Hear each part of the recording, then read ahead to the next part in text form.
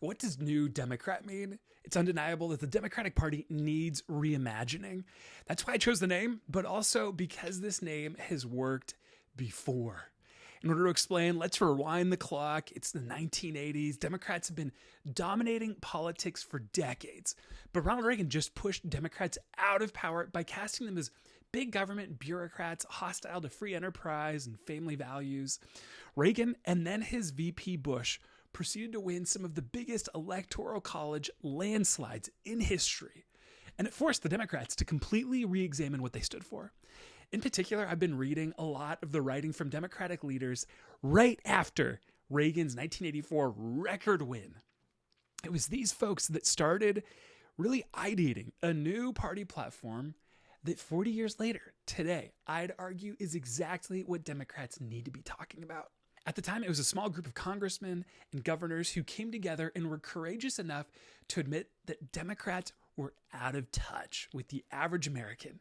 So they started the Democratic Leadership Council to advocate for policies that tacked the party back to the middle. Tell me if any of these policies ring a bell.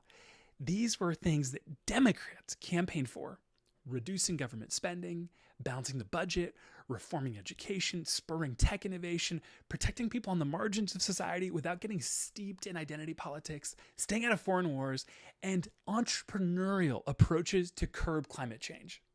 The more I've read, the more I've seen this as a roadmap for Democratic success again today. In their case, if you fast forward, after 12 years of Reagan's fiscal policies played out, Democrats were able to make the case that Republicans were really only looking out for the top 1% of society. And at the same time, those same Democrats were the ones proving that over the course of years, Democrats were no longer a party catering to the radically progressive left. Instead, these new Democrats were the party for the rest of us.